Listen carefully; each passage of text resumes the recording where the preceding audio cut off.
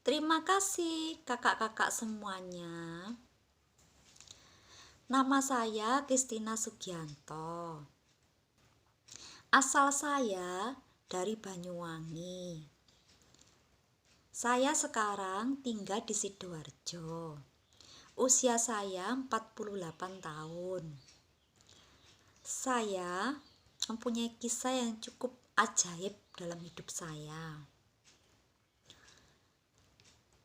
Kenapa saya beri judul kisah-kisah kumpulan penyakit saya selama 30 tahun?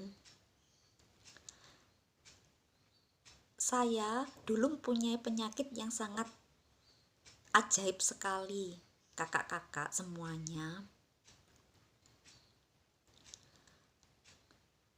Penyakit yang sangat aneh gitu. Kalau dilihat di medis itu jarang terjadi. Seperti saya ini contohnya. Pertama kali saya tinggal di Sidoarjo tahun 1996. Saat itu usia saya sekitar 22 tahun.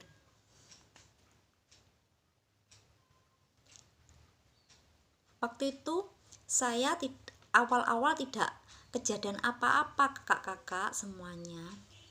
Setelah 4 tahun kemudian, di tahun 2000, saya mempunyai penyakit yang sangat aneh sekali. Waktu itu ketika saya bekerja di tempatnya tante saya, ketika memaking hafalan, tiba-tiba saja kepala saya sangat pusing sekali. Pusingnya itu awalnya itu seumur hidup saya tuh enggak pernah punya penyakit seperti itu. Diomongkan migrain, bukan migrain, langsung kepala saya tuh pusing sekali kakak-kakak. Terus mata saya tidak bisa melihat. Terus saya tuh badannya saya tuh hampir jatuh. Untungnya saya ditolong staf yang namanya Bu Dita. Karena Bu Dita lah saya nggak sampai terjatuh kakak-kakak. Andai kata waktu itu kalau saya terjatuh, mungkin saya sudah koma. Dan mungkin saat ini saya tidak ada di dunia, kakak-kakak, dan tidak bisa menyapa kakak-kakak semuanya, dan tidak bisa menceritakan kisah saya seperti ini yang sungguh-sungguh ajaib.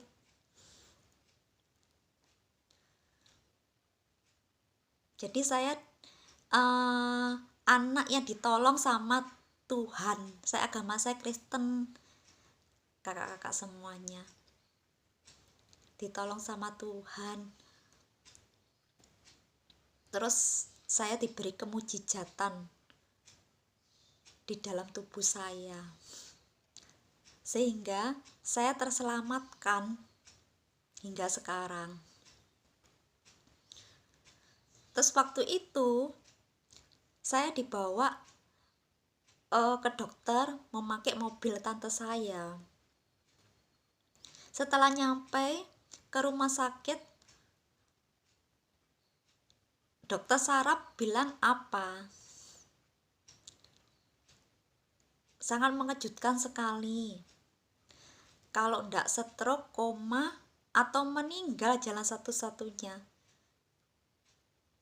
Tidak ada enaknya ketika itu. Karena sarafnya saya ndak berfungsi, saya ndak terkejut. Waktu itu saya tuh kayak orang laloh, gak ngerti apa-apa. Jadi ya biasa-biasa saja, gak punya pikiran gini gitu, kosong pikiran saya waktu ketika itu. Rasanya saya tidak ada di situ, kayak setengah di mana hati nyawanya saya saat itu. Jadi saya gak punya pikiran takut saya punya penyakit kayak gini, nggak ada waktu itu. Jadi katanya dokter jalan satu-satunya yaitu tadi, ya mujizat dari Tuhan jika kamu bisa hidup normal. Itu kan mustahil, kecuali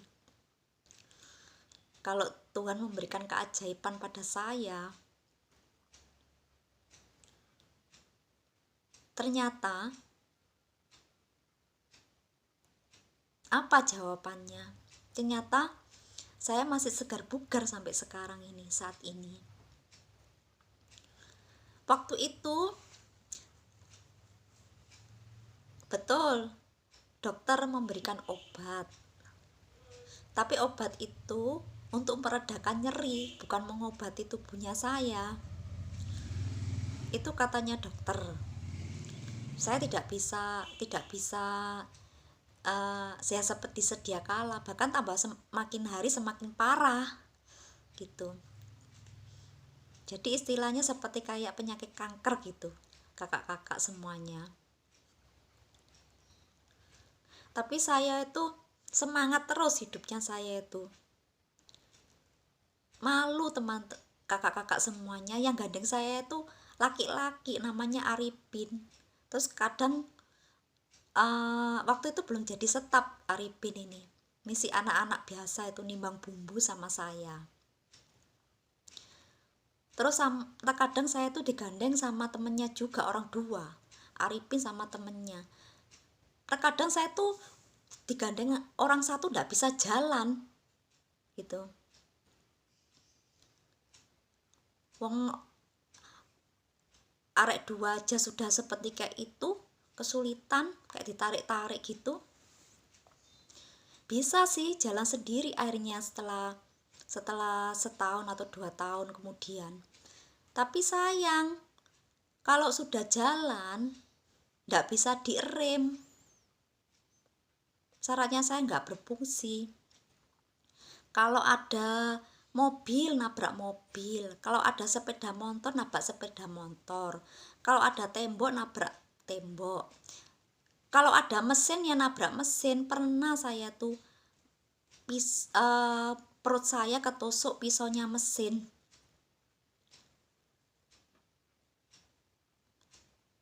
Seharusnya kan berdarah banget ya teman kakak-kakak, ternyata perut saya nggak sampai berdarah banyak juga. Saya tidak merasa kesakitan ketika itu, kakak-kakak.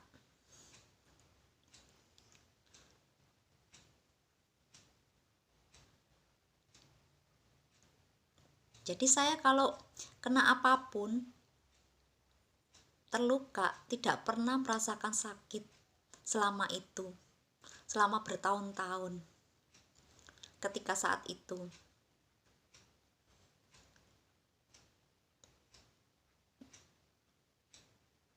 Tapi saya harus semangat terus jalani hidup, karena saya kan nggak punya mama udah saat itu.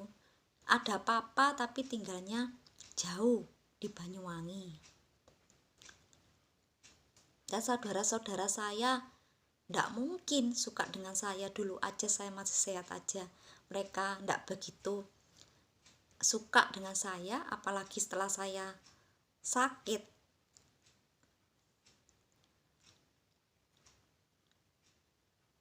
Ya beruntung saya sehat walafiat hingga saat ini. Saya menciptakan begini nih supaya kalau ada yang berputus asa mengenai hidupnya, kehidupan mereka yang ada sakit penyakit, atau yang paling tepat ada seorang anak pemuda yang hidupnya sehat, jangan sampai dirusak dengan minum obat-obatan, minuman keras, atau melawan orang tua. Bisa hidupnya ndak karo-karoan. Jangan menyalakai dirinya sendiri, pesannya saya itu. Cintailah hidup kalian. cintailah tubuh kalian yang terutama. Kalau sudah seperti saya pun, walaupun 100% sudah sembuh pun, saya sampai sekarang jalannya saya tidak bisa sesempurna seperti kayak lain orang. Syaratnya saya juga begitu. Pemikirannya saya agak lamban. Tidak seperti orang-orang lainnya. Dan saya pun tidak pernah sekolah. Kakak-kakak pernah sekolah dulu, SD tapi tidak lulus. Karena sebelum saya sakit begini pun, saya juga dulu lemah seluruh badan saya ini. Ya nanti lain hari saya ceritakan kenapa kok saya sampai lemah badannya saya itu. Nanti satu-satu akan saya ceritakan kakak-kakak semuanya, supaya kakak-kakak semuanya tidak penasaran mengenai kisah-kisah penyakit saya. Tidak satu saja, banyak sekali nanti akan saya ceritakan. Kisahnya saya makin hari nanti semakin gak bosan. Karena ini tantangan untuk kehidupan seseorang. Yang hidup itu harus semangat. Makanya saya beri judul YouTube saya Cahaya Kehidupan. Atur nuhun teman-teman semuanya. Hidup damai sejahtera. Terima kasih. Subscribe ya YouTube saya, supaya saya bisa menciptakan kisah-kisah saya yang lainnya. Terima kasih.